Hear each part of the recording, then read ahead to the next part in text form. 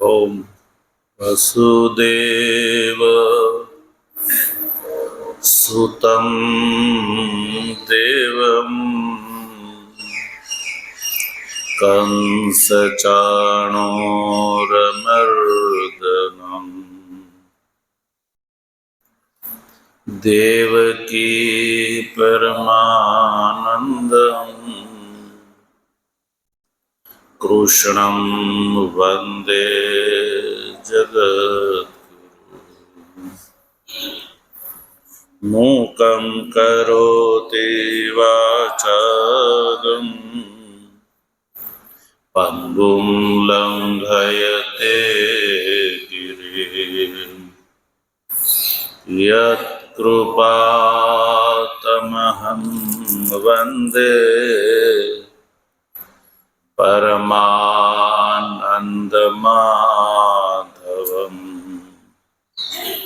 शङ्करं शङ्कराचार्यं केशवं बादरायणं सूत्रभाष्यकृतौ वन्दे भगवन्तौ पुनः पुनः। ईश्वरो गुरुरात्मेति मूर्तिभेदविभागिने व्योमवद्व्याप्तदेहाय दक्षिणामूर्तये नमः। ॐ शान्तिः शान्तिः शान्तिः। तत्व जिज्ञासु सज्जनो, भगवाननी परमानुकंपाथी श्रीमद् भगवद गीताना सांख्य योग नामना बीजा अध्यायना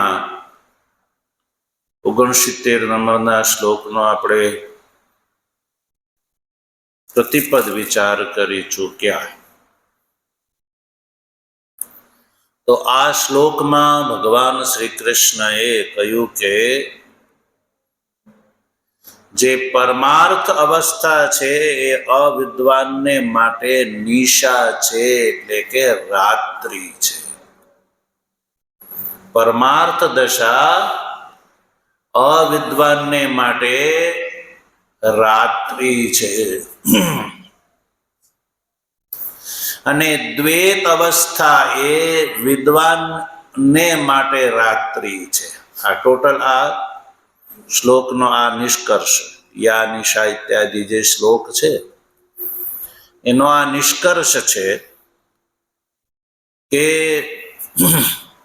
પરમાર્થ દશા અવિદ્વાનને માટે રાત્રિ અને દ્વૈત અવસ્થા છે એ વિદ્વાનને માટે રાત્રિ। આવું ભગવાને સ્પષ્ટ કરી દીધું અને કહ્યું કે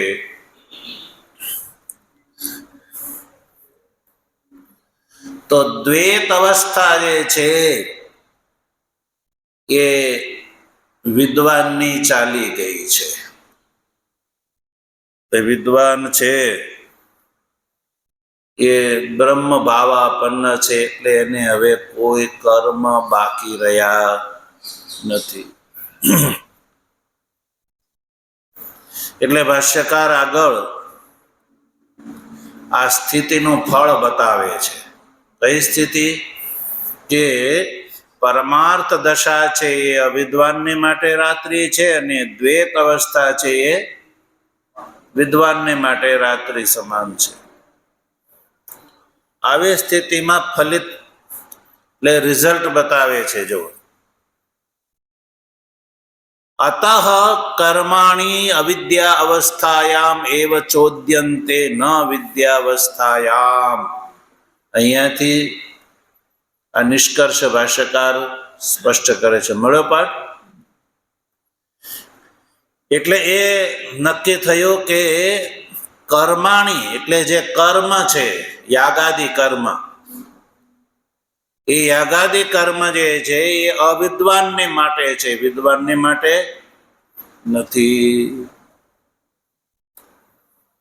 અવિદ્યાવસ્થામાં જ કર્માણીનું વિધાન છે. જે અવિદ્વાન છે એને માટે કર્મ કર્તવ્ય છે.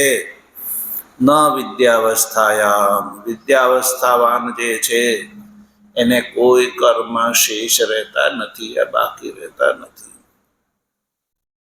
એટલે વિદ્વાનને પછી આત્મ તત્વનો બોધ થયા પછી સજ્જનો કોઈ યજ્ઞ, દાન, વ્રત, જપ, તપ, તીર્થ એને પ્રયોજન દ્રષ્ટિથી કરવાના રહેતા નથી.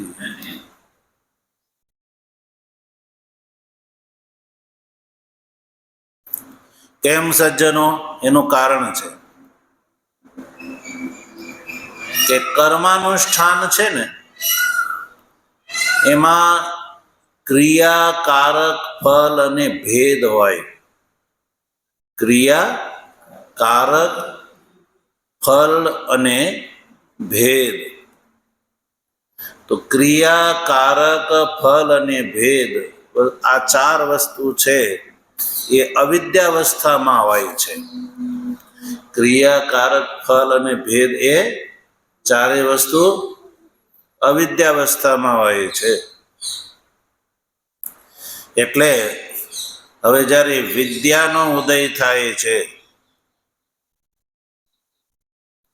ત્યારે વિદ્યાયામ હિ સત્યામ ઉદિતે સવિતરી શાર્વરમ ઇવ તમઃ પ્રણાશમ ઉપગચ્છતિ અવિદ્યા. એટલે વિદ્યા હિ સત્યામ, જ્યારે વિદ્યાની પ્રાપ્તિ થાય છે. જેની? વિદ્યાની પ્રાપ્તિ થતા જેવી રીતે સવિતાનો ઉદય થતા રાત્રિનો અંધકાર ક્યાં રફુચક્કર થઈ જાય છે? રહે છે.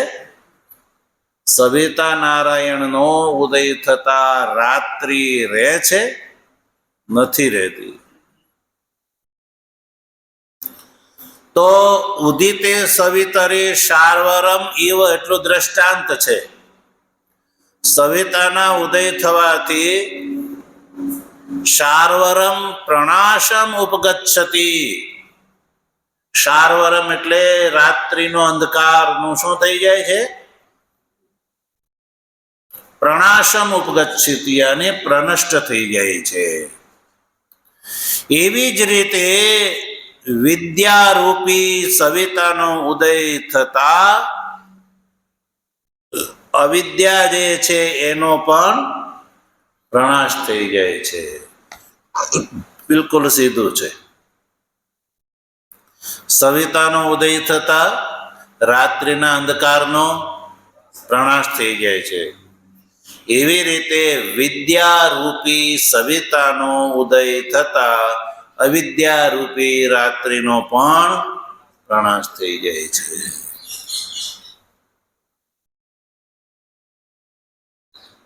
તો કોને કહેવામાં આવે વિદ્યા અને કોને કહેવામાં આવે અવિદ્યા? તો વિદ્યાનું સ્વરૂપ છે અહમ બ્રહ્માસ્મિ. શું છે? અહમ બ્રહ્માસ્મિ એ વિદ્યા.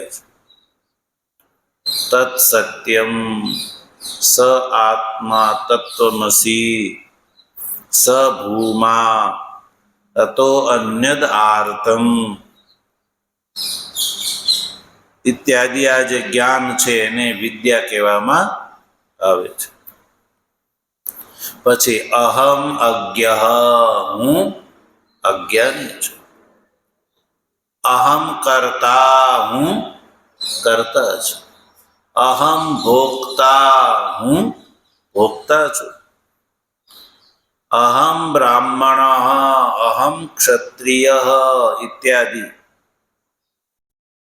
યષ્ટવ્યમ મમ દાતવ્યમ, મારે યજ્ઞાદિ મારે કર્તવ્ય છે, દાતવ્ય છે ઇત્યાદિ જે અજ્ઞાન છે એને અવિદ્યા કહેવામાં આવે છે. તો આ વિદ્યા અને અવિદ્યા. એટલે આવા પ્રકારની વિદ્યારૂપી સવિતાનો ઉદય થતા અવિદ્યારૂપી રાત્રિનો પ્રણાશ થઈ જાય છે એવું ભાષ્યકાર કહે છે.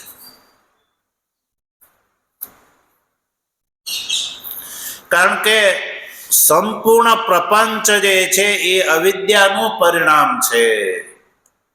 સંપૂર્ણ દૃશ્યમાન પ્રપંચ, વ્યવહાર પ્રપંચ છે એ અવિદ્યાનું પરિણામ છે.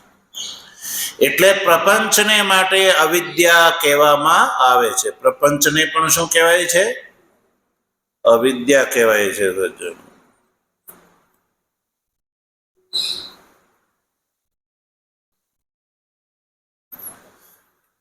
અને આ જે અવિદ્યા છે સજ્જનો, આવી જે અવિદ્યા છે એ વિદ્યાની ઉત્પત્તિની પહેલા પ્રમાણ છે. વિદ્યાની ઉત્પત્તિ નથી થઈ ત્યાં સુધી જ અવિદ્યાને પ્રમાણ માનવામાં આવે છે. જેમ કે વ્યવહારમાં આ દેવદત્ત છે, આ યજ્ઞદત્ત છે, આ વિષ્ણુદત્ત છે, એ વ્યવહાર છે એ વ્યવહાર દશામાં તો સાચો જ માનવામાં આવે છે કે આ યજ્ઞ કરે છે, આ દાન કરે છે, વ્રત કરે છે, જપ કરે છે ઇત્યાદિ. એ શું છે? એને વિદ્યાની ઉત્પત્તિની પહેલા એ વ્યવહારને શું માનવામાં આવે છે? પ્રમાણભૂત માનવામાં આવે છે. વિદ્યાની ઉત્પત્તિની પહેલા અવિદ્યા દ્વારા દર્શિત જે વ્યવહાર છે એને પ્રમાણભૂત માનવામાં આવે છે વિદ્યાની ઉત્પત્તિની પહેલા.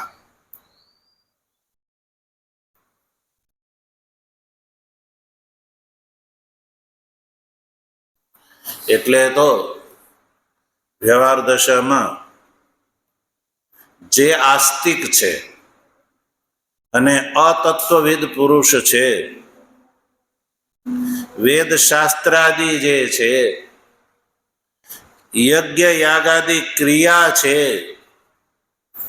એના ઉપકરણો છે, સ્વર્ગાદિ ફળ છે, બ્રાહ્મણ, ક્ષત્રિય, વૈશ્ય, શૂદ્ર વગેરે વર્ણ જે છે,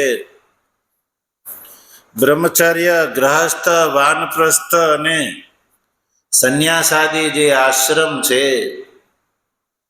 ઇન્દ્રાદિ દેવતાઓ છે, સંપૂર્ણ જગત લઈ લો. આ સંપૂર્ણ જગત જે છે એ અવિદ્યાવસ્થામાં શું છે? સત્યમ. સત્યમેવ મન્વતે. સત્યમ એવ મન્વતે. બ્રહ્મ સત્યમ જગન મિથ્યા. આ જે વિદ્યા છે એ વિદ્યાની ઉત્પત્તિ પછી આ જે ગણાવે સર્વમ અપી અસત, અસત્ય છે. પછી બધું શું થઈ જાય છે? અસત્ય. બ્રહ્મ સત્યમ જગન મિથ્યા એ વિદ્યાની ઉત્પત્તિ પછી બધું અસત્ય, અપ્રમાણ થઈ જાય છે. કોની દ્રષ્ટિથી? કેવલ જેને આ જ્ઞાન થયું છે એની દ્રષ્ટિથી. જેને જ્ઞાન નથી થયું એની દ્રષ્ટિથી એ બધું વ્યવહાર સત્ય છે. એ વાત જો ભાષ્યકાર આગળ કરે છે કે પ્રાક વિદ્યા ઉત્પત્તે અવિદ્યા પ્રમાણ બુદ્ધ્યા ગૃહ્યમાણા ક્રિયાકારક ફલ ભેદ રૂપા સતી સર્વકર્મ હેતુત્વમ પ્રતિપદ્યતે. પ્રાક વિદ્યા ઉત્પત્તિ એટલે વિદ્યાની ઉત્પત્તિની પહેલા. પ્રાકનો અર્થ છે પહેલા. કોની પહેલા? વિદ્યાની ઉત્પત્તિની પહેલા. જ્યાં સુધી વિદ્યા ઉત્પન્ન નહોતી થઈ ત્યાં સુધી અવિદ્યા જે છે એને પ્રમાણ બુદ્ધિથી ગ્રહણ કરવામાં આવતી હતી. અવિદ્યા કેવી અવિદ્યા? ક્રિયાકારક ફલ ભેદ રૂપા. પ્રમાણ બુદ્ધિ ગૃહ્યમાણા અવિદ્યા, ક્રિયા કારક ફલ ભેદ એ જ જેનું સ્વરૂપ છે એવી જે અવિદ્યા, એ વિદ્યાની ઉત્પત્તિની પહેલા કેવા રૂપથી એને સ્વીકાર કરવામાં આવી હતી? પ્રમાણ બુદ્ધિથી. પ્રમાણ બુદ્ધિથી એને ગ્રહણ કરવામાં આવતી હતી અને એના કારણે જ સર્વકર્મ હેતુત્વમ પ્રતિપદ્યતે, એ અવિદ્યા જે છે એ સર્વકર્મમાં હેતુ હતી. એ હતી ત્યારે જ સર્વકર્મની પ્રવૃત્તિ થતી હતી. યાગાદી વ્યવહાર, વૈદિક વ્યવહાર અને લૌકિક વ્યવહાર બંને વ્યવહાર.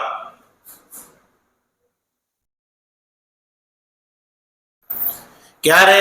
અવિદ્યાને પ્રમાણ બુદ્ધિથી ગ્રહણ કરવામાં આવતી હતી ત્યારે. હવે જ્યારે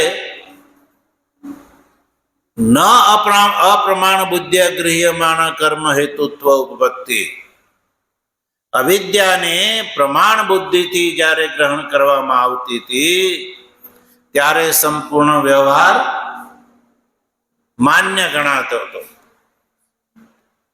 અને અપ્રમાણ બુદ્ધિથી ગૃહ્યમાન થતા કર્મમાં હેતુત્વ નથી રહેતું. અવિદ્યા કર્મની હેતુ નથી બનતી.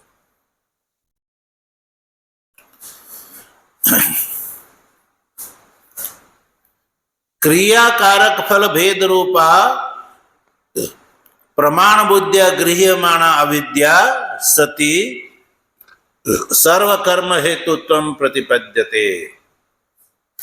અવિદ્યા છે એ સર્વકર્મમાં હેતુ ક્યાં સુધી બને છે? અવિદ્યા સર્વકર્મમાં હેતુ ક્યાં સુધી બને છે? જ્યાં સુધી એને પ્રમાણ બુદ્ધિથી ગ્રહણ કરવામાં આવે છે ત્યાં સુધી. અપ્રમાણ બુદ્ધિથી ગ્રહણ કરવામાં આવે ત્યારે એ સર્વકર્મમાં હેતુ બનતી નથી. એ વાત છે.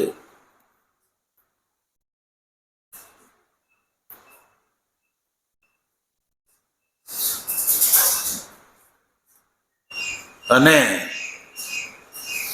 પ્રમાણભૂતેન વેદેન મમચ્ચોદિતમ કર્તવ્યમ કર્મ ઇતિ હિ કર્મણિ કર્તા પ્રવર્તતે. ન અવિદ્યા માત્રમિદમ સર્વમ નિશા એવ ઇતિ જાનન. તે છે પ્રમાણભૂત જે વેદ છે, એ પ્રમાણભૂત વેદ, વેદની અંદર પણ પ્રામાણ્ય અવિદ્યાવસ્થામાં જ છે, વિદ્યાવસ્થામાં નહીં. એટલે પ્રમાણભૂતેન વેદેન, જ્યાં સુધી અવિદ્યા છે ત્યાં સુધી વેદ પણ પ્રમાણ છે. એટલે વેદને પ્રમાણ માનીને વેદે આ કર્મ કરવાનું મને કહ્યું છે એટલે આ કર્મ કર્તવ્યમ, એ મારે માટે કર્મ કર્તવ્ય છે, એ બુદ્ધિથી કર્તા કર્મણી પ્રવર્તતે, કર્તા જે છે કર્મમાં પ્રવૃત્ત થાય છે વેદની અંદર પ્રમાણ બુદ્ધિથી. વેદની અંદર પ્રામાણ્ય પણ અવિદ્યાવસ્થામાં જ છે. એટલે અવિદ્યાવસ્થામાં પ્રમાણભૂત વેદ છે એને પ્રમાણ માનીને અવિદ્યાવાન જે મનુષ્ય છે એ વેદના પ્રમાણથી પ્રમાણભૂત થઈને આ વેદ દ્વારા પ્રતિપાદિત કર્મ છે એ મારા માટે કર્તવ્ય છે. ન અવિદ્યા માત્રમિદમ સર્વમ નિશા એવ ઇતિ જાનન. હવે જેને એ બોધ થઈ ગયો કે ઇદમ સર્વમ અવિદ્યા માત્રમ નિશા ઇવ, એવો જેને બોધ થઈ ગયો એ કર્મની અંદર પ્રવૃત્ત થતો નથી. ઇદમ સર્વમ અવિદ્યા માત્રમ, એવો જેને બોધ થઈ ગયો ઇદમ કારાસ્પદ સંપૂર્ણ સંસાર છે એ અવિદ્યાથી વધારે નથી, અવિદ્યા મૂલક છે. નિશા ઇવ, નિશાની સમાન, રાત્રિની સમાન. રાત્રિની સમાન. જેમ ઉલુકને જે છે, દિવસ હોવા છતાં ઉલુકને શું દેખાય છે? રાત્રિ દેખાય છે. પણ જે મનુષ્યની દ્રષ્ટિથી તો એ દિવસ જ છે. એમ વિદ્વાનને માટે જ સંપૂર્ણ સંસાર વેદાદિ મૂલક સંપૂર્ણ સંસાર પ્રમાણ મૂલક છે. વિદ્વાનને માટે નહીં. વિદ્વાનને માટે તો દિવસ છે અને અવિદ્વાનને માટે રાત્રિ છે. એટલે ન અવિદ્યા માત્ર ઇદમ સર્વમ નિશા એવતી જાનન. જેણે ઇદંકારાસ્પદ સંપૂર્ણ સંસાર છે એ અવિદ્યા માત્ર છે, નિશાની સમાન, એવું જેને જાણી લીધું એ કર્મની અંદર પ્રવૃત્ત થતો નથી. એને કર્મ રહેતા નથી. કારણ કે કર્મ કારક મૂલક હોય છે. હું કરતા છું, આ મારું કર્મ છે, આના દ્વારા હું કર્મ કરું છું, આ કર્મ કરવાથી આ મને ફળ મળશે, એ બધું શું કહેવાય? કારક કહેવાય. હવે વિદ્વાનને માટે અવિદ્યા જ નહીં રહી તો અવિદ્યા મૂલક કારક ન રહ્યો તો કારક ન રહ્યું તો કર્મ પણ એને માટે ન રહ્યા. યસ્ય પુનરનિશા એવ અવિદ્યા માત્રમ ઇદમ સર્વમ ભેદજાતમ ઇતિ જ્ઞાનમ તસ્ય આત્મજ્ઞસ્ય સર્વકર્મ સંન્યાસે એવ અધિકાર ન પ્રવૃત્તો. ભાષ્યકાર સ્પષ્ટ કરે છે કે યસ્ય એટલે જેની દ્રષ્ટિથી ઇદમ સર્વમ ભેદજાતમ નિશા એવ અવિદ્યા માત્રમ, એવું જેને જ્ઞાન થઈ ગયું. કેવું જ્ઞાન? ઇદમ સર્વમ ભેદજાતમ, આ બધું જે ભેદથી યુક્ત બધું છે એ નિશાની સમાન અવિદ્યા માત્ર છે, એવો જેને બોધ થઈ ગયો. ઇતિ જ્ઞાનમ, એવું જેને જ્ઞાન થઈ ગયું. તસ્ય આત્મજ્ઞ છે, એને શું કહેવામાં? આત્મજ્ઞ. એવા આત્મજ્ઞને માટે સર્વકર્મ સંન્યાસ એવ અધિકાર, એને સર્વકર્મના સંન્યાસમાં અધિકાર. એને પછી કોઈ કર્મ કર્તવ્ય નથી રહેતો. એ સર્વકર્મના સંન્યાસનો અધિકારી છે. ન પ્રવૃત્તો, એનો પ્રવૃત્તિમાં અધિકાર નથી. પ્રવૃત્તિ એટલે કર્મમાં નહીં. કારણ કે કર્મ વ્યાપક જે અવિદ્યા જ ન રહી, એટલે અવિદ્યા પ્રયુક્ત કર્મ પણ એને કર્તવ્ય રહ્યું નહીં. તો આ નિષ્કર્ષ છે આ શ્લોકનો. અને એમાં ભાષ્યકાર ભગવાન શ્રી કૃષ્ણનું પ્રમાણ વાક્ય ઉપસ્થિત કરે છે આ વાતમાં. જો તથા ચ દર્શયિષ્યતિ, તથા ચ કે આવું ભગવાન શ્રી કૃષ્ણએ આ વાત ભગવાન શ્રી કૃષ્ણ આગળ પણ કહે છે. એટલે આ જે વાત છે ભાષ્યકાર કહે છે કે અમે આ જે શ્લોકનો અર્થ આવો જે કાઢ્યો, નિષ્કર્ષ આ 69માં શ્લોકનો જે ભાષ્યકાર કહે છે કે અમે જે નિષ્કર્ષ કાઢ્યો એ અમારો કલ્પિત નથી, અપ્રમાણભૂત નથી. ભગવાનનું વચન પણ આ અમે જે આ શ્લોકનો નિષ્કર્ષ કાઢ્યો એમાં પ્રમાણભૂત છે. એટલે કે તથા ચ દર્શયિષ્યતિ, તથા ચ મને આ વાત ભગવાન પણ દેખાડે છે આગળ. ક્યાં?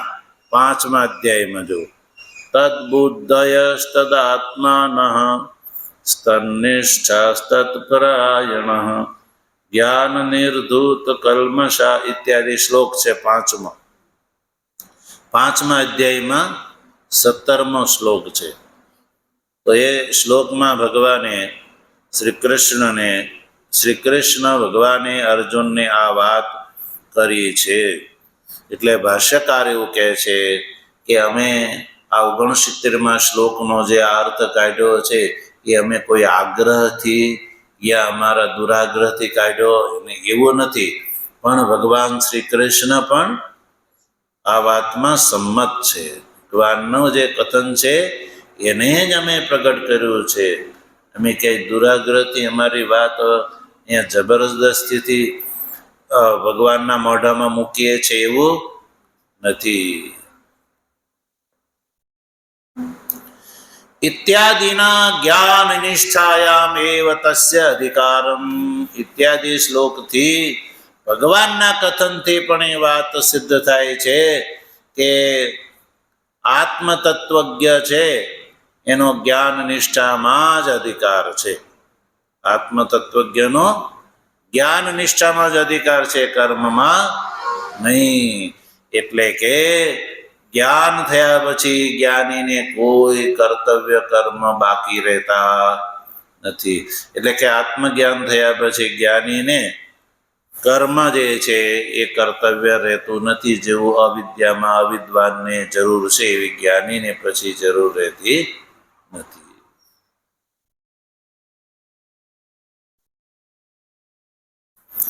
એટલે આ 69માં શ્લોકથી આ વાત જે છે એ નિર્ગલિત થાય છે, તરી આવે છે. ભગવાન શ્રી કૃષ્ણના 69ના શ્લોકના કથનથી આ વાત તરી આવે છે. ભગવાનનું પણ કહેવું એવું જ થાય છે કે કર્મમાં જ્ઞાનીનો અધિકાર નથી, કેવલ અજ્ઞાનીનો અધિકાર છે. જ્ઞાનીનો તો જ્ઞાન નિષ્ઠામાં અધિકાર છે.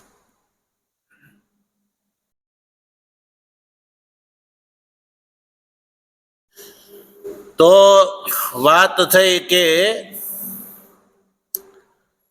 કર્મની અંદર અવિદ્વાનનો અધિકાર છે, વિદ્વાનનો તો કર્મના સંન્યાસમાં અધિકાર છે. આત્મતત્વજ્ઞનો સર્વ કર્મના સંન્યાસમાં અધિકાર છે, પ્રવૃત્તિમાં નહીં.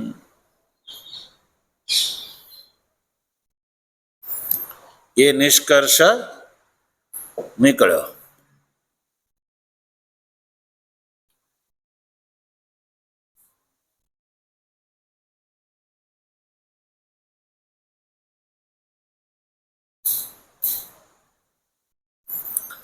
હવે આગળની પંક્તિ જો,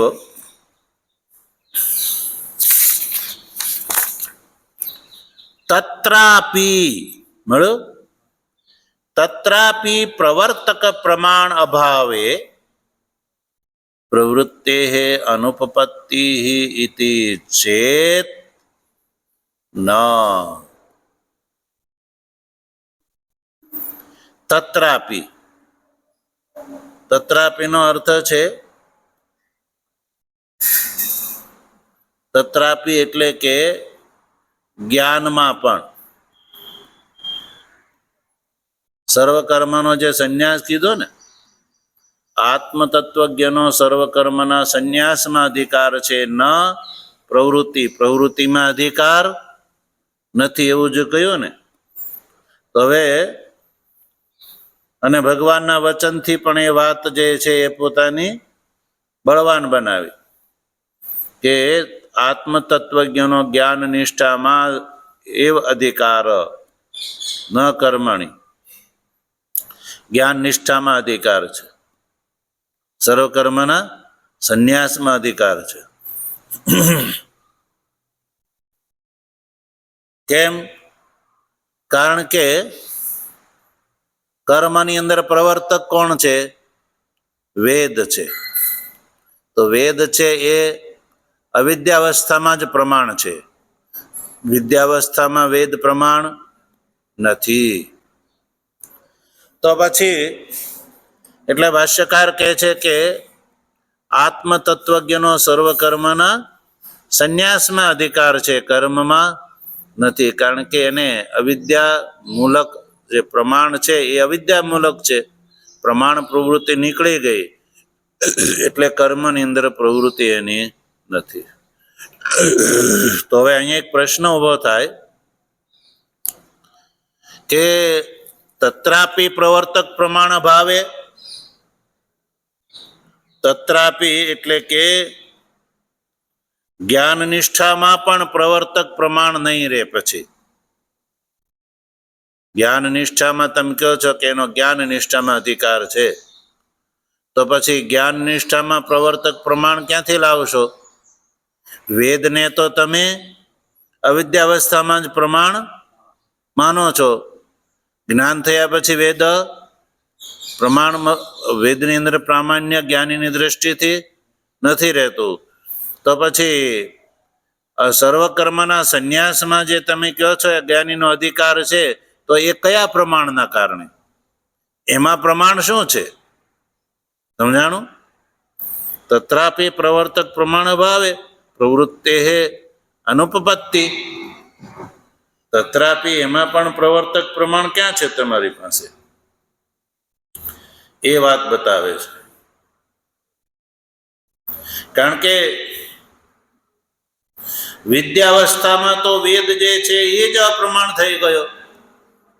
વેદનું પ્રામાણ્ય તો અવિદ્યાવસ્થામાં છે. વિદ્યાવસ્થામાં વેદની અંદર પ્રામાણ્ય હમણે કહ્યું કે નથી રહેતું. એટલે વિદ્યાવસ્થાયામ વેદ અપ્રમાણ છે. પ્રવૃત્તિ ધર્મ એવ તો જેમ વિદ્યાવસ્થામાં પ્રવૃત્તિ ધર્મ જે છે એ અપ્રમાણ થઈ ગયો. વિદ્યાવસ્થામાં પ્રવૃત્તિ ધર્મ છે એ અપ્રમાણ થઈ ગયો. તો પ્રવૃત્તિ ધર્મ એ નિવૃત્તિ ધર્મ જે છે એની અંદર અપ્રમાણ્ય આવી ગયું કહેવાય. તો પછી કથમ કેવી રીતે વિદ્વાનનો નિવૃત્તિ ધર્મ જ્ઞાન નિષ્ઠામાં સંન્યાસમાં અધિકાર છે એ કઈ રીતે કરી શકો તમે? એમાં પ્રમાણ લાવો, એમાં પ્રમાણ લાવો. કારણ કે હવે તમારી પાસે વેદ પ્રમાણ તો છે નહીં. વેદ પ્રામાણ્ય તો અવિદ્યાવસ્થામાં જ છે. તમને વિદ્યાની પ્રાપ્તિ થઈ ગઈ એટલે તમારી દ્રષ્ટિથી વેદની અંદર પ્રામાણ્ય રહ્યું નહીં. તો પછી તમે કહો કે જ્ઞાનીનો વિદ્વાનનો જ્ઞાન નિષ્ઠામાં અધિકાર છે, સર્વકર્મના સંન્યાસમાં અધિકાર છે, એ કયા પ્રમાણના આધારે તમે કહી શકશો? હવે આ પ્રશ્ન ઉભો થયો. તો એ જે પ્રશ્ન ઉઠાવીને જે છે એ ભાષ્યકાર ઉત્તર પ્રદાન કરે છે. ભગવાનની કૃપા હશે તો એનો વિચાર આગળ કરે છે. ઓમ વસુદેવ સુતં દેવં કંસચાણૂરમર્દનમ દેવકી પરમાનંદમ કૃષ્ણં વંદે જગદ્ગુરુ. મૂકં કરોતિ વાચાલં પંગું લંઘયતે ગિરિં યત્કૃપાતમહં વંદે પરમાનંદમાધવં. શંકરં શંકરાચાર્યં કેશવં બાદરાયણં. સૂત્રભાષ્ય કૃતૌ વંદે ભગવन्तૌ પુનઃ પુનઃ.